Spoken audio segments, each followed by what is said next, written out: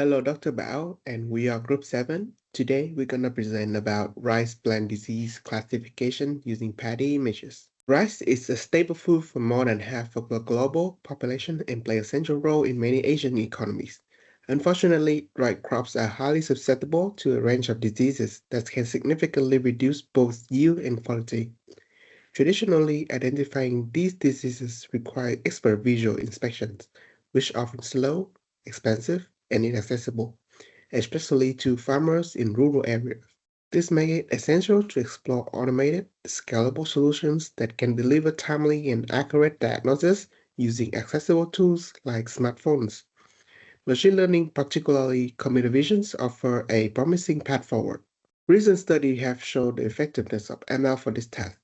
They et al. Using ensemble of CNNs, then set axis redness and redness and achieved 91% of accuracy. Hack applied YOLO B5 for real-time detection, reaching a mean average precision of 76% and an advanced score of 81%. Others have worked with the same paddy doctor datasets as us, like Fatima building this CNN from scratch with 82% of accuracy, while Abdullah fine-tuned a dataset 1-to-1 and reached 95%. Nadim combined CNNs with metadata-driven analysis, achieving 80.5%. These results highlight how deep learning consistently performs well, though outcomes vary based on architectures, dataset quality, and reprocessing. Across the board, CNN have proven to be highly effective, and models using transfer learning often outperform simpler architectures. However, many challenges remain. Imbalanced datasets, inconsistent image quality, and disease with similar symptoms all reduce accuracy. Most existing work focuses solely on disease classification. In contrast, our work developed an end-to-end ML system that not only classify diseases, but also identify paddy variety and predict plant age. By integrating all these tasks into a unified pipeline, we aim to create a more robust and practical solutions for real-world agriculture use. So now let's talk about the approaches that our team took to complete the assignment. So this is the solution pipeline, begin with image acquisition, where we gather raw images provided in the dataset. Next, we move to image preprocessing, where we perform upsampling to address class imbalance, resizing to standardized dimensions, and transparency removal to handle non-RGB format or alpha channels. Then we run our models and collect the experimental result, which includes classification accuracy and performance comparison across models. For this assignment, we use a tree model for each task. First off is the artificial neural network, which consists of fully connected dense layer after flattening the input image, and then we use the rectified linear unit activation in hidden layers and a softmax output for classification.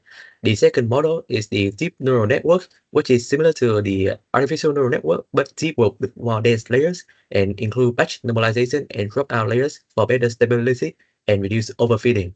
And the final model is the convolutional neural network, which employs multiple convolutional 2D layers for feature extraction from image data, and the max Boolean layers are used to reduce spatial dimension while preserving important features. So there were other approaches that we considered but didn't implement it. We consider data augmentation, like rotation and gradient changes to have generalized better, but skip it to save memory and time since we already handle class balance to upsampling. We look into transfer learning with efficient net and meshness, but the large input size and compute demands didn't fit our hardware limits. K-Phone's graph validation was also considered for better evaluation, but we chose a fixed 80-20 split to keep training efficient. There were other techniques that we found during the literature review.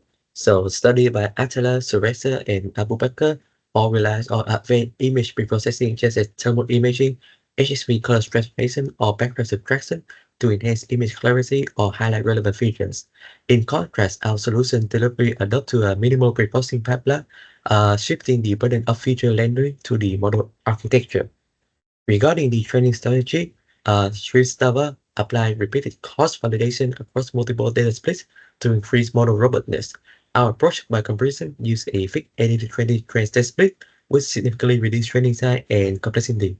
Intentional choice to suit our limited computational resources while still maintaining a fair evaluation protocol. Regarding the feasibility of the current approach, the chosen preprocessing steps are lightweight yet effective in standardizing input for neural network, using upsampling, equalized class distribution, and reducing bias during training. How we constrain our knowledge So input image size is different based on the dataset size to avoid memory overflows during training, and the usage of the TensorFlow library to create model pipeline structure enable easy experimentation with model architectures, loss function, and optimizers. Okay, let us now go over the results of our training. We'll compare each model performance between three tests. First is the model summary.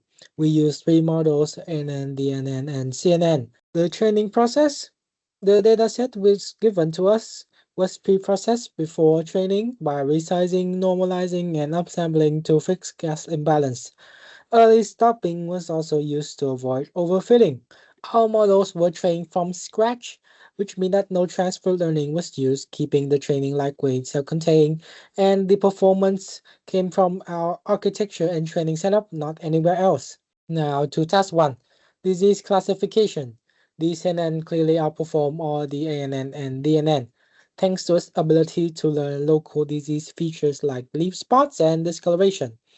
In contrast, the NN performed moderately, only at 77%, and the DNN under 50%, most likely because the DNN could not extract spatial information from the images.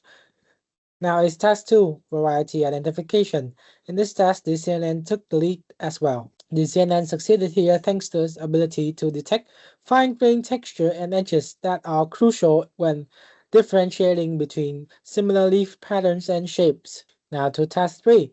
The CNN also took the lead here, but ANN and DNN followed closely behind. The CNN learned to recognize maturity cues such as leaf length, curvature, and texture changes. The ANN also did well, but struggled with predicting closely neighboring edges while the DNN lagged behind. So why did the CNN succeed at all three tasks? There are a few key reasons. First is spatial feature extraction. It can learn spatial features like edges and textures, which are crucial in plant imagery. Next is parameter sharing and local receptive fields.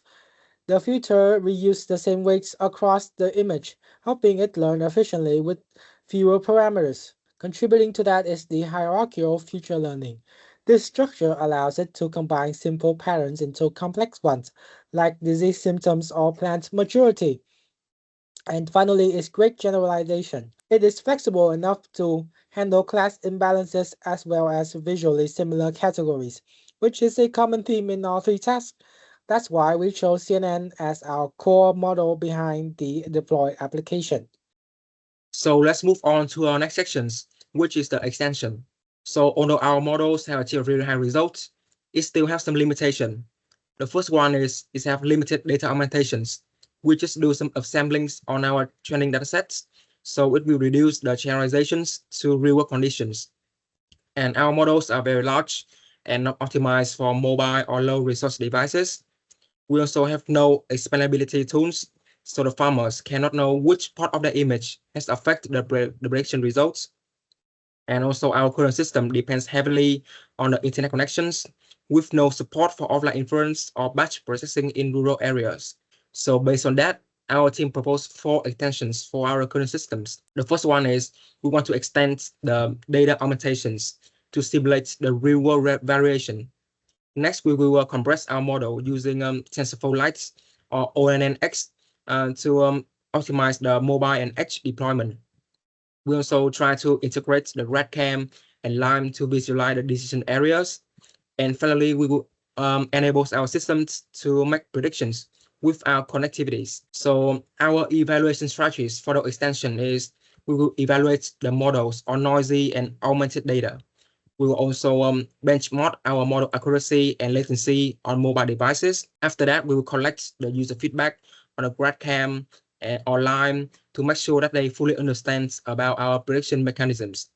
And of course, we will also compare the performance of the models before and after the extensions. So to sum up, our future directions is to expand the augmentation pipelines for better generalizations.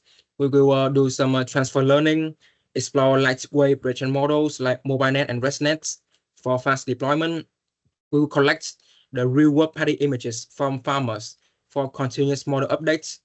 And finally, we will deploy applications with explainable offline ready models to make it accessible in rural areas. And the final section is our application demonstration. So you can visit our website API documentations using these two URLs. And now I will open it. So let me introduce you about Paddy Scanner AI, a web applications that utilize our trend models. So this website was designed for farmers, so we just keep it as simple as we can. So user just have to upload a paddy image without doing any pre-processing steps for the images. So we also assume that not every farmers will have their own laptops. So we also try to develop a UI for mobile device. So like this, they can access our application via mobile device. Okay, so go back and we'll click the scan image, and we will show the results on the right side of the websites. So the farmers can also have some reference from production histories from all the farmers to check if all the paddy image have the same symptoms as the paddy rice plants. So they also navigate to the next page. That's it. Okay. So that's all for our applications and also the end of our presentation. Thank you for watching.